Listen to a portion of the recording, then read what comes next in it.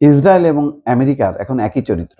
তারা লম্বা লম্বা কথা বলে বিভ্রান্ত করছে, তাদের মনোবল চাঙ্গা আছে এমন দেখানোর চেষ্টা করছে, কিন্তু তারা বুঝতেই পারছে, বিশেষ করে ইসরায়েল, যে কিভাবে লণ্ডভণ্ড হয়ে যাচ্ছে এবং এই লণ্ডভণ্ডের চিত্র, ভিডিও চিত্র, স্থির চিত্র যাতে কোনোভাবে প্রকাশ না হয় সে কারণে তারা কঠোর নিষেধাজ্ঞা দিয়েছে। এতই যদি তাদের কনফিডেন্স থাকতো তাহলে তো বলতো যে কোনো অসুবিধা নেই, মানে তোমরা ছবি তোলো, আপ করো।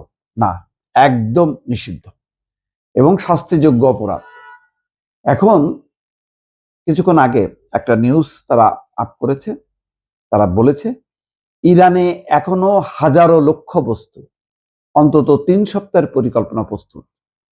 ইরান কি বলেছে? ইরানও বলেছে আরো 6 মাস যুদ্ধ করার সক্ষমতা আছে, এখন যে মজুদ আছে, রসদ আছে।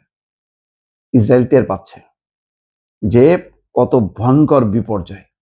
ছোট্ট দেশ ইরান যেভাবে আক্রমণ শুরু করছে, শুধু চিন্তা করেন যে আমেরিকা পাশে নাই। আমেরিকা যদি পাশে নাই এই কথা বলে, একদিন লাগবে ইসরায়েল ধ্বংস হইতে, পালানোর পথ খুঁজে পাবে না। ইসরায়েলের সেনাবাহিনী বলেছে ইরানে এখনো হাজার হাজার সম্ভাব্য লক্ষ্যবস্তু রয়েছে, তারা এসব লক্ষ্যবস্তুর উপর নজর রাখছে। ইসরায়েলি সেনাবাহিনীর মুখপাত্র ব্রিগেডিয়ার জেনারেল এফি ডেভরিন গতকাল রোববার একথা বলেন। তিনি বলেন, আমাদের এখনো ইরানে হাজার হাজার লক্ষ্যবস্তু রয়েছে এবং আমরা প্রতিদিন নতুন লক্ষ্যবস্তু চিহ্নিত করছি। এটা ঠিক, তাদের যে মোসাদ গোয়েন্দা সংস্থা, এটা খুব ভয়ঙ্কর এবং এই মোসাদের পুরো অর্থ যোগান দেয় শুধু ইসরায়েলে, তো সেই ক্ষমতা নেই, আমেরিকা এবং পশ্চিমারা। যার কারণে আরেকটা খবরে আজকে আছে যে 50 জন অ্যারেস্ট হয়েছে গোয়েন্দা বৃত্তির জন্য। কোটি কোটি ডলার তারা খরচ করতেছে এই গোয়েন্দা তথ্য সংগ্রহের জন্য।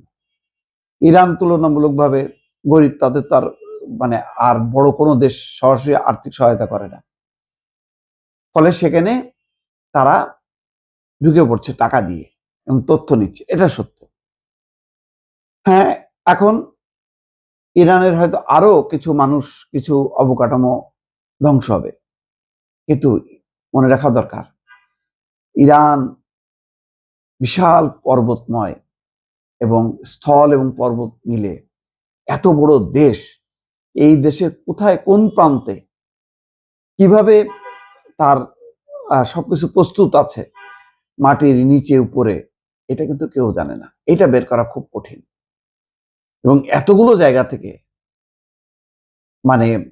তারা নানাভাবে আক্রমণ করতেছে বিভিন্ন জায়গার প্রান্ত থেকে, যেটা কুলাইতে পারতেছে না, হিমশিম খাচ্ছে ইসরায়েল এবং আমেরিকা।